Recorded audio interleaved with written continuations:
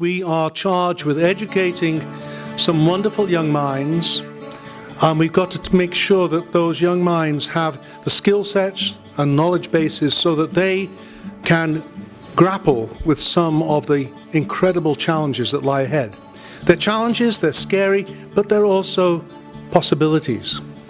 And there are opportunities and chances for us all to grow as we contemplate all of our world's challenges going forward.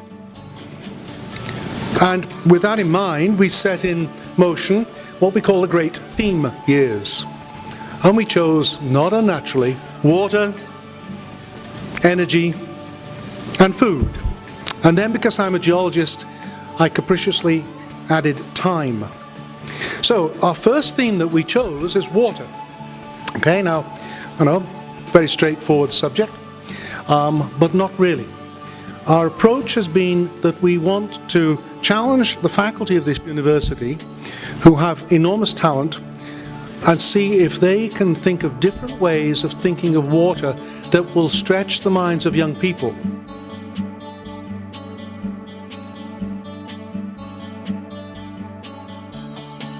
The course was structured also thematically. Some of the topics we covered were bodies of water and recreation, the art of water reclamation, abstraction as a sea change in art, the flow of capital, commerce, and industry. It was a new course for me. There was nothing like it. And in fact, there were no books for me to use in terms of like a survey book, which made it a lot of work. And it was some of the most enjoyable work I've done for a class in a long time. The course also took advantage, and one of the reasons it was such a great time to do it, of two special exhibitions at the Carter. One was a commissioned art exhibition of photographs by Terry Evans of the Trinity River. Some of you may remember it provoked a little bit of controversy in the community, which is always good for any art history class as well as for museum attendance. And so the students were able to deal with that in terms of, why are people getting upset by this? What are the different points of view?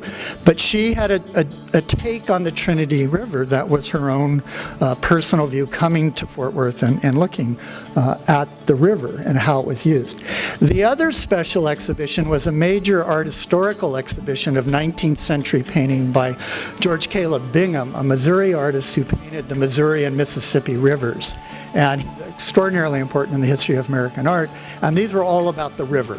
And it was a wonderful exhibition to teach from. And the students really got very much involved in it and loved it. Dealing with the theme of water turned out to be much more exciting than I ever anticipated. And I think that was true for the students as well. They all kind of went into it with their scratching their heads, what's this about?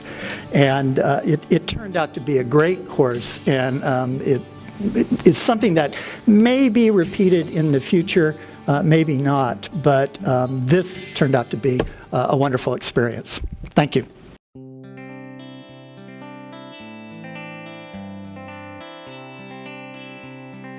Like Mark, I had the dilemma that there's no textbook on the poetry of water. So I had to make it up for myself, and again, did some research. Decided to organize it by themes, and I'm not going to go over every one of them, but we had to start with sea voyages, since that's some of the oldest subject matter in poetry in the Western tradition. You can't do poetry and not do some of the classic themes, like love poetry. So we had a unit on love poetry, and Provost Donovan will approve, because I started with Robert Burns's Afton Water, about the river Afton that runs through Scotland. Although I will tell you that the students' favorite poem, love poem this semester, I taught it, of course, the week of Valentine's Day, was Thomas Hardy's Under the Waterfall. It's a lesser-known poem of his.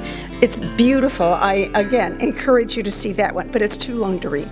I also included poems on other emotions. On the back of your sheet, I don't have time to read it, is an example of the poetry of mourning. There is this natural affinity between the idea of mourning and tears, and water and salt. So on the back is Tennyson's Break, Break, Break, which I think is a fascinating poem for trying to express what it is like to have grief so deep it cannot be articulated. And that's his project in that particular poem. We also looked at forms of thirst.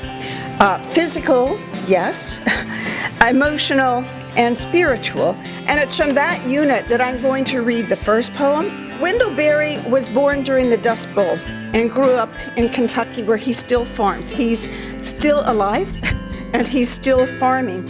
And I think what is so interesting about this poem, besides the fact that I simply like it, it's not only about drought, it's also a memory poem of what it must have been like for his mother, giving birth to him and waiting birth in the Dust Bowl. It's also a kind of psychological profile, and I'll go back to what Dr. Donovan started with, the impact of water and how it can leave a lifelong impact.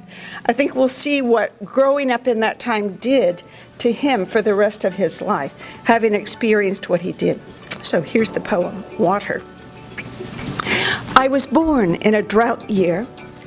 That summer, my mother waited in the house, enclosed in the sun and dry, ceaseless wind, for the men to come back in the evenings, bringing water from a distant spring.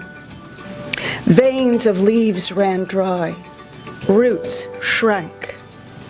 And all my life, I have dreaded the return of that year, sure that it is still somewhere, like a dead enemy's soul.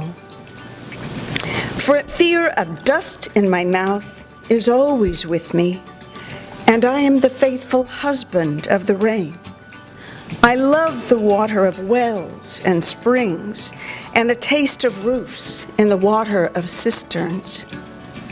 I am a dry man whose thirst is praise of clouds, and whose mind is something of a cup.